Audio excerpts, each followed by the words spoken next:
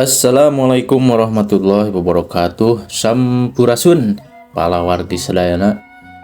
Wilujeng patepang deui sareng simkuring dina channel Dongsun TV. Sapertos biasa simkuring baris ngadongeng nya ngahibur pamirsa sadayana. Anu nuju lalason, anu nuju manco, hatur nuhun karena kasayan palawargi sadayana. Mudah-mudahan kagentosan deui ku Allah Subhanahu wa taala. Anu nuju teu damang mugia enggal didamangkeun deui sabihara-bihari. Anu nuju kaeng musibah mudah-mudahan dipasihan kasabaran sareng katabahan. Anu nuju milari rezeki mudah-mudahan digampilkeun milik rezekina sareng anu aya dina hiji permasalahan mudah-mudahan enggal direngsekeun permasalahanna sareng kenging jalan keluar. Amin ya robbal alamin. Dina waktos ayeuna simkuring baris ngadongeng anu judulna Mapai Jalan Paninengan. Ieu carios teh sapertos biasanya anu tos dimuat dina majalah Mangle karya Imam Muttaqin. Karya Kang Imam Muttaqin ieu tos dirilis dina majalah Mangle nya. Kusim kuring baris didongengkeun ka pamirsa Dongsun TV sadayana. Yuk saparas teu nyang kolong kana waktos juang lajengkeun we kana cariosna anu judulna Mapai Jalan Paninengan. Wilujeng ngadangukeun, wilujeng leleson. Sewu bentang baranang ngiceupan tina amparan mega peuting anu weungi. Pating borelak mapaisan jagat gumiwang. Asa kakara deui neuteub mayakpakna bentang. Heueuh. Da sasarina mah tara ieu pirajeunan tungguh tanggah kaluhur. Nu dipencrong teh iwal tumpukan kertas jeung laptop. Nu pating jereblag ku angka. Kitu jeung kitu we ngaliwatan guluyur waktu teh. Hawa nyelecep kawantu nyedek ka janari. Kada kodok kana saku jaket, rokok kari cangkangna. Poho teu meuli heula amunisi seseupeun. Rurusuhan tuda tidayeuh teh sieun kapetingan, tapi angger we geuning anjog ka cidulang mah leuwih ti tengah peuting. Kabeneran di lebah pengkolan aya warung nu muka keneh. Mobil nyisi reg eureun, mesin mobil dipareuman jerut turun ngadeuketan warung. Sanggeus tepi gasik uluk salam. Bade ngagaleuh naon Kang? Tanya lalaki tengah tuwuh sanggeusna ngajawab salam. Roko sampurna mil sabungkus Kang. Nu dagang nyokot pesenan, song roko diasongkeun gap ditampanan. Song duit saharga rokok saenggeus amitan ka tukang warung sup deui kana mobil. Digas lalaunan lampuna nyebrot nyaangan jalan gede nu dikenca katuhuna rajeg patokoan anu narutuk. Ngajalankeun mobil ge teu hayang tarik, kapan niat datang ka dieu ge hayang mulangkeun paninengan. Ngumbar kawaas mangsa baheula, mun ceuk istilah sejenna mah napak tilas atawa nostalgia. Najan nya pituin urang dieu, tapi da geus teu boga sasaha di dieu teh. Buak sobat zaman bolon ge geus aringkah neangan pakasaban di luar kota. Ngambah jalan hirup sewang-sewangan, luyu jeung gurat takdir tinu Maha Suci, nu ngatur sagala urusan. Tapi lamun nya marenehna geus aringkah ti ieu lembur, kuring mah yakin hate jeung paninenganana moal bisa incah. Cara ayeuna, najan salawe taun ninggalkeun ieu lembur, geuning dina hiji mangsa mah misono. Hayang nyawang mangsa kaliwat, tisaprak bapa pindah tugas ka Jakarta, kuring sakulawarga teu kungsi ka cidulang deui. Tumetep di ibu kota we dibakutet ku kasibukan sapopoe. Has urang megapolitan, nepi kameh poho kasarakan. Loba pisan robahna cidulang teh sarin jinis tebina jeung kota. Duka teuing kamajuan atawa kamunduran. Sigana lebah dinyamah gumantung ti mana urang nempona. Mun ditempo tina pangwangunan mah atra lembur teh maju. Kapan baheula mah jalan ge tarahal. Batu pating galituk, kandaraan ukur deman atawa padati. Arang langka nu tumpak motor samawona mobil. Dikenca kateuhueun jalan rajeg ku tatangkalan galede tur jaranggotan. Tah warung nu cikeneh dibelian ge baheula mah kebon awi caneom. Pucukna ngaroyom geuman.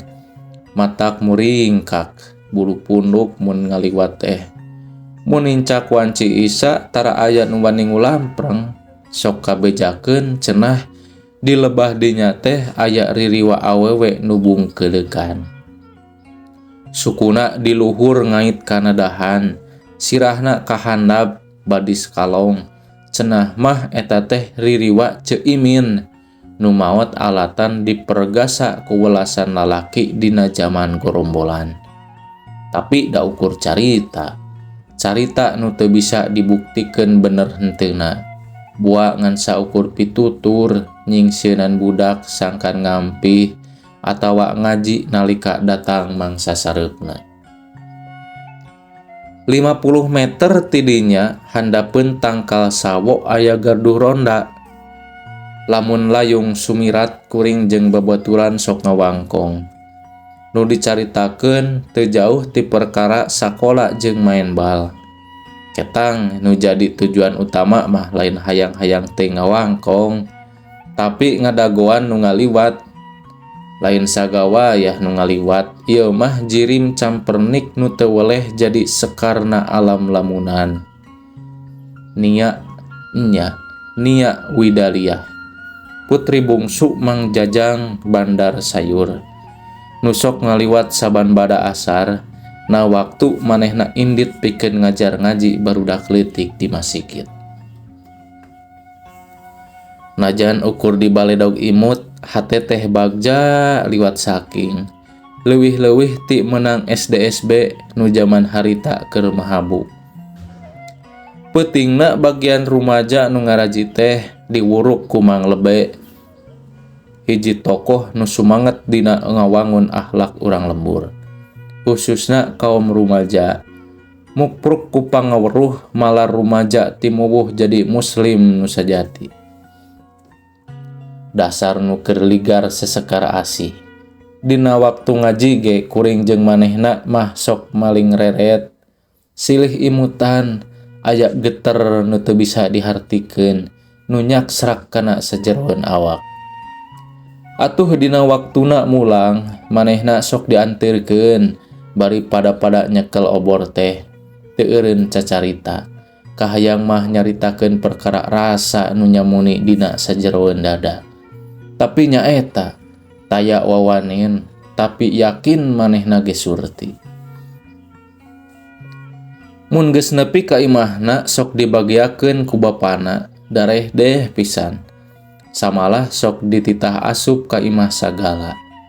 Tapi kuring tara daek, dadakuna mah bisi disebut neangan kasempetan. Aya nu dianjing caikeun, katambah emak jeung bapa omat-omatan. Malal kuring soson-soson diajar, ulah kaganggu ku perkara nu can waktuna dina hal ieu papacangan. Mobil nepi hareupeun tangkal sawo. Aya keneh tangkal sawona mah, tapi garduhna geus eueuh. Garduh salin jinis jadi minimarket, Alfamart jeung Indomaret.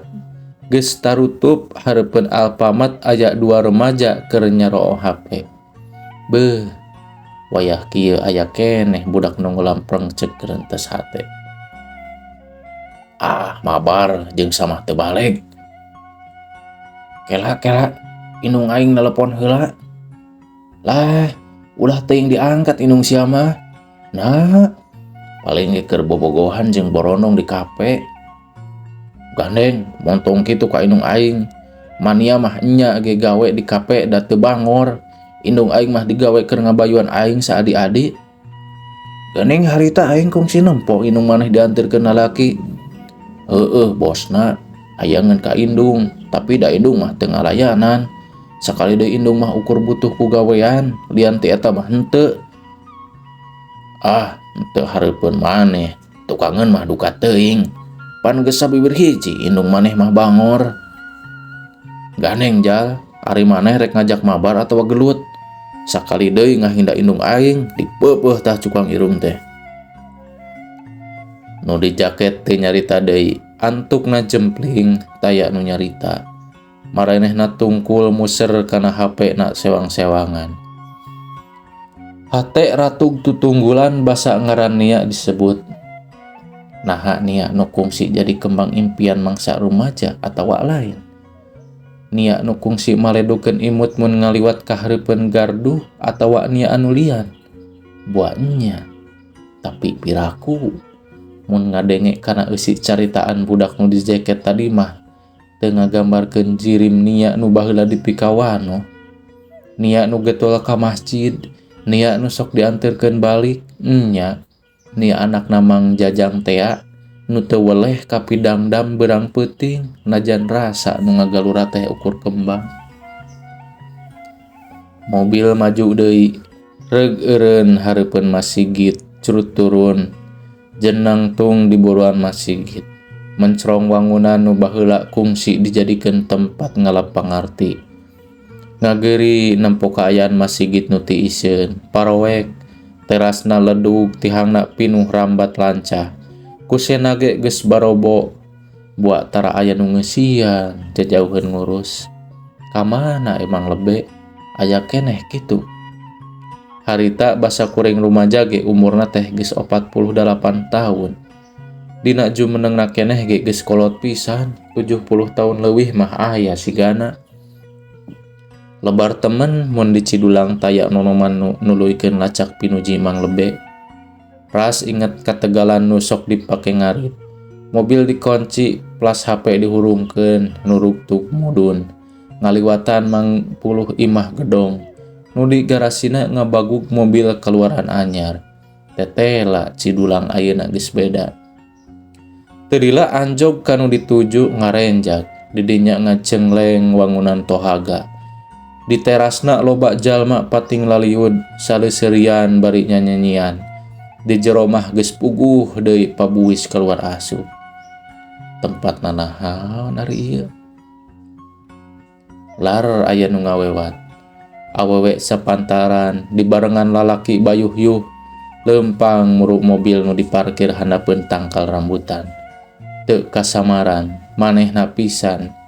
Nu baheula sok didagoan ngaliwat saban burit tea. Nu sok silih rindatan di Masigit, nu sok dianterkeun nepi ka imahna. Nu teu weurat jawabna. Jirimna teu loba nu robah. Awakna angger lenjang nu robah ukur rasa. Rasa kemba nu bihari dadak sakala ngahiur. Bareng jeung angin hiliwir angin janari. Buah rasana hatena mah geus lila ge carem. Tilem ngahyang bareng jeung robahna zaman. Ret kaluhur, bentang angger baranang, tapi rindatna teu cara tadi. Semu ceuleuyeuk bangun nyidem bang balu. Sakitu pamirsa, ieu carios teh anu judulna Mapai Jalan Paninengan.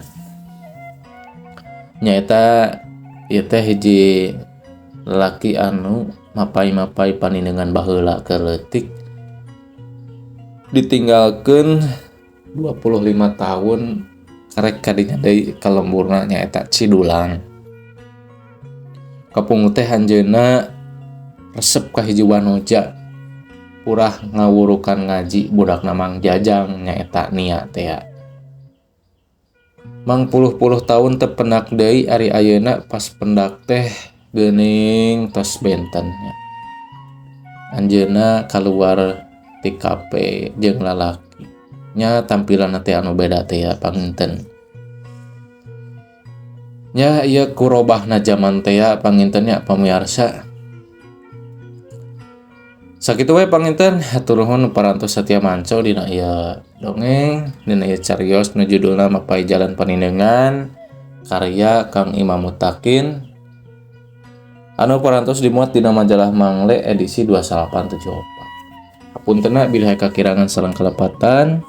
Wabillahi taufiq wal hidayah. Wassalamualaikum warahmatullahi wabarakatuh.